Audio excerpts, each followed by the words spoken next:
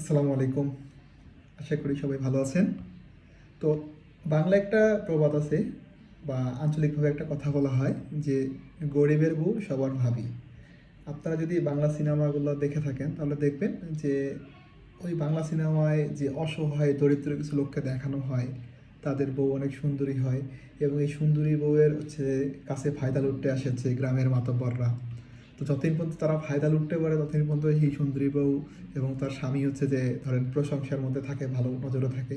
যখন ফায়দা নেওয়া শেষ বা ফায়দা নিতে পারে না, তখন তার নামে আসলে অপপ্রচার চালিয়ে সমাজ থেকে বা ঘর থেকে বের করে দেয়। তো বাংলাদেশের রাজনীতিতে এরকম গরিবের বউ হিসেবে দুইটা রাজনৈতিক দল আছে আমার কাছে মনে হয়। একটা হচ্ছে জাতীয় পার্টি এবং একটা হচ্ছে জামাতে ইসলামী। তো ব্যাপার হচ্ছে জাতীয় পার্টির ব্যাপারটা তো আসলে আপনারা যতই বলেন যে আসলে আওয়ামী লীগ আসলে 14-18 সালে নির্বাচনটা তারা ভোটবিহীন করেছে। এটা কিন্তু ধরেন ভোটবিহীন করেছে, আসলে এটাতে জনগণের প্রত্যক্ষ ভোট ছিল না। কিন্তু যদি এমন হইতো যে এখানে আওয়ামী লীগ ছাড়া অন্য কোনো রাজনৈতিক দল অংশগ্রহণ না করতো, তাহলে কিন্তু ধরেন যে এই নির্বাচনটা আসলে ইন্টারন্যাশনাল পর্যায়ে আরও বেশি প্রশ্নবিদ্ধ হইতো। তো এখানে আওয়ামী লীগ গরিবের বউ হিসেবে বেছে নিয়েছিল জাতীয় পার্টিকে। জাতীয় পার্টি তাদের আসলে ওই দুই একটা আসন এবং দুই একটা মন্ত্রী পরিবেশনের লোভে তারা আসলে নির্বাচনে অংশগ্রহণ করছে। হয়তো তাদের আরও কোনো প্রেশার থাকতে পারে। তো তারা আসলে যে আমার হিসাবে বাংলাদেশের চতুর্থ রাজনৈতিক দল যে জাতীয় পার্টি, যে প্রথম দ্বিতীয় বিএনপি, আওয়ামী লীগ, জামাত এবং চতুর্থ মানে ছাগলের 4 নাম্বার বাচ্চা ছিল আসলে জাতীয় পার্টি, যাদেরকে আসলে আওয়ামী লীগ নিজেদের মতো করে যত সুন্দর করে ইউজ করা যায় ইউজ করে নিয়েছে। দুই একটা আসন, কিছু টাকা পয়সার লোক থাকে, তাদেরকে নিয়েছে। তো বাংলাদেশের রাজনীতিতে তাদের অবদান এতটুকুই। তো আজকের এই ভিডিওটার আসলে পরিপ্রেক্ষিত গতকালকে বিএনপির যুগ্ম মহাসচিব রুহুল কবির রেজভী তার একটা বার্তা দিয়েছিল ভিডিও। তো একটা মনে হয় তাদের কোনো কৃষক বা শ্রমিক সমাবেশের মধ্যে উনি একটা বক্তব্য দিচ্ছে। তো ওই বক্তব্যের একটা 15 সেকেন্ডের ক্লিপস আমি আমার এই ভিডিও অ্যাড করে দিচ্ছি। আপনারা যারা দেখেননি তারা দেখতে পারেন। আমরা হাসিনার আমলে দেখেছি চাপাতি লীগ, হেলমেট লীগ, বন্দুক লীগ, আমার জনগণ তো এটাও জানে খুর লীগ এবং খুর পার্টি এবং পায়ের রক কাটা পার্টি। এখানে মজার ব্যাপার রুহুল কবির রেজভী সাহেব চমৎকার কথা বলছে যে আসলে তিনি প্রথমে তো ছাত্রলীগকে নিয়ে কিছু কথাবার্তা বলছে। তো ছাত্রলীগের যে আসলে ভয়াত্মক দিকগুলো এটা তো আসলে সবাই দেখছেন। এটা নিয়ে নতুন করে ডিসক্রাইব করার কিছু নেই। জুলাই আন্দোলন থেকে বা বিভিন্ন আন্দোলন নিয়ে তারা দেখেছেন। তো এখানে উনি রুহুল কবির রেজভী সাহেব একটা মজার কথা বলছে যে আসলে যে রক্কাটা লীগ, খুর লীগ। তো রক্কাটা লীগ, খুর লীগ মানে খুর দল এরকম কিছু একটা বুঝাইছে। তো এটা দিয়ে আসলে একটা বাংলাদেশের আসলে ধরেন একটা খুব বোকা মানুষে বুঝতে পারে যে তারা আসলে এটা জামাত এবং শিবিরকে মিন করছে।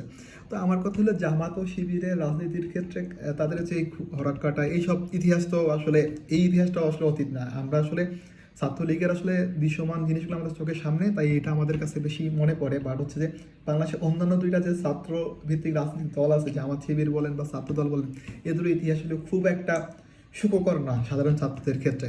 তো এখন আমার প্রশ্নটা হইল যে এই খুর লীগ বা আসলে এই যে রক্কাটা লীগ বলা হচ্ছে, এটা হুট করে তারা কেন করলো? 2002 সাল থেকে 2007 সালে যে সময়টাতে আসলে বিএনপি ক্ষমতায় ছিল, সে সময় তো তাদেরই অ্যালাইস পার্টি ছিল আসলে এই জামাত শিবির।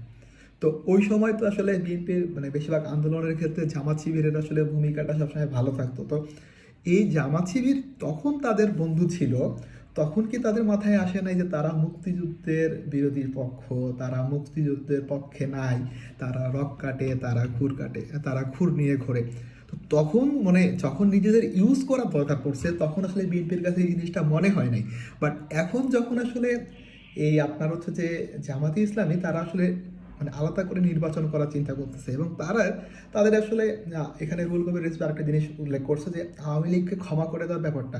তো আমি আমার একটা আগের ভিডিওয়ে বলেছি আসলে জামাতের আসলে আওয়ামী লীগকে ক্ষমা করতে দেওয়াটা আসলে এটা তাদের কোনো রাজনৈতিক উদারতা না। এটা আসলে তাদের নিজেদের বাঁচার জন্য তারা করতেছে। কারণ আপনি যদি 24-এর জন্য আওয়ামী লীগকে নিষিদ্ধ করেন বা আওয়ামী লীগকে বাংলাদেশের রাজনীতি থেকে বের করে দেন, তাহলে 71-এর জন্য তো জামাতের ক্ষেত্রে সেম কাহিনী হবে। তো 24-এর থেকে আমার কাছে 71-এর যেহেতু মেসিভ ড্যামেজটা বেশি, ড্যামেজটার মানে পরিমাণ বেশি। তো এই জন্য আর কি ধরেন জামাতও নিষিদ্ধ হতে পারতো। জামাত এই দিকে আসলে তাদের রাজনৈতিক সেফ সাইডে আছে। এখন বিএনপির ক্ষেত্রে যেটা আসলে অসুবিধা হয়ে গেছে, ধরেন এখন তো বাংলাদেশে যেহেতু আওয়ামী লীগ সিন থেকে আউট, তো বাংলাদেশে এখন প্রথম দুইটা রাজনৈতিক দল কিন্তু হচ্ছে জামাত এবং হচ্ছে যে বিএনপি। তো বিএনপির সামনে নির্বাচনে সবচেয়ে বড় প্রতিপক্ষ হতে পারে হচ্ছে যে জামাতে ইসলামী। তো এই জামাতে ইসলামীকে নিয়ে আসলে আমার কাছে মনে হয় বিএনপির একটা মানে একটা ভয় কাজ করছে আমার কাছে মনে হয় পার্সোনালি। তাই তারা তাদের মানে ব্যাপারে তাদের আসলে ডার্ক সাইডগুলো তুলে ধরতেছে। বাট আমার কথা হলো জামাতের ডার্ক সাইড নিয়ে আসলে আমি জামাত বা শিবিরের রাজনীতির সাথে সম্পৃক্ত না। আমি তাদের হচ্ছে যে এই ডার্ক সাইডগুলো নিয়ে আমি অনেক কিছু জেনেছি, পড়েছি, এই জিনিসগুলো ভয়াবহতা আমি জানি। তো ব্যাপার হচ্ছে যে যতদিন পর্যন্ত জামাত তাদের সাথে ছিল, জামাত কিন্তু 2014, 15 বা 18 সাল পর্যন্ত তাদের সাথে রিলেটেড ছিল, ততদিন পর্যন্ত জামাতের কোনো খারাপ দিক তারা দেখতে পায়নি। তো এখন তারা দেখতেছে কেন আসলে? এখন কি তাদের ওই যে তাদের আসলে জামাতকে যতটুকু ভোগ করার ভোগ করে নিয়েছে, এখন আসলে তারা সে তো আসলে সুন্দর, তার হচ্ছে যে বয়স বেড়ে গিয়েছে, তাকে বাদ দিয়ে তারা এখন নিজেরা তো জনগণের কাছে জামাতের তারা ব্যাড সাইডটা নিয়ে আসতেছে। তো এটা ঠিক, এটা একটা পজিটিভ দিক যে তারা সমালোচনা করছে। বাট আমার কাছে মনে হচ্ছে সমালোচনাটা আসলে যত নিজের সাথে সুবিধা হয় তখন সমালোচনাটা করা যায় না, আবার যখন নিজের বিপক্ষে চলে যায় তখন সমালোচনাটা করা আমাদের জন্য ইজি হয়। রাজনীতিতে সমালোচনা থাকবে এবং সেটা খুব পজিটিভ দিক, সবাই সবার ভুল ধরবে। কিন্তু কথা হচ্ছে যে আমি আমার সুবিধার ক্ষেত্রে খারাপকে ইউজ করবো এবং হচ্ছে যে আমার সুবিধা শেষ হয়ে গেলে সেটা হচ্ছে এক্সপোজ করবো, ব্যাপারটা এমন না। যদি নীতিবান কেউ রাজনীতিবিদ হয় তার আসলে সব ব্যাপারেই আসলে সমানভাবে সবসময় বলা উচিত যে কোনটা ভালো কোনটা খারাপ, এটা বলা উচিত। যদিও আমাদের উপমহাদেশের কালচারে এই জিনিসটা আসলে খুব কম দেখা যায়। তো আমার কথা হচ্ছে যে যতদিন পর্যন্ত জামাত বিএনপির সাথে ছিল ততদিন পর্যন্ত জামাতের এই জিনিসগুলো বিএনপি খুব একটা হাইলাইট করে নেই। এখন এটা হাইলাইট করতেছে, খুব ইন্টারেস্টিং। এখন জামাত থেকেও পাল্টা তারা বিবৃতি দিচ্ছে, দেখা যাক রাজনীতির এই খেলাটা কেমন জমে। তো আমার কাছে এই জন্য মনে হয় যে আসলে বিএনপি আশা করছিল যে হচ্ছে যে এবারও আসলে ওই গরিবের বউ হিসাবে যেমনটা আসলে আপনার জাতীয় পার্টি আওয়ামী লীগকে সঙ্গ দিয়েছে, জামাত তাদের এরকম সঙ্গ দিবে। কিন্তু জামাত যেহেতু 5 আগস্টের পরে তারা নিজেদের বার্তা দিয়ে যাচ্ছে, সেটা আসলে বিএনপির জন্য হয়তো কিছুটা তাদের মনে হচ্ছে রাজনৈতিকভাবে রিস্কের মধ্যে আছে। এইটাই ছিল আজকের আমার আসলে সংক্ষিপ্ত আলোচনা। আপনাদের যদি ভালো লাগে আমার কথাগুলো বা আমার কথার সাথে একমত হন তবে জানাতে পারেন। আর হচ্ছে যে আমার হচ্ছে একটা ইউটিউব চ্যানেল আছে, সেটাতেও আপনারা যে ঘুরে আসতে পারেন। ধন্যবাদ সবাইকে। আসসালামু আলাইকুম।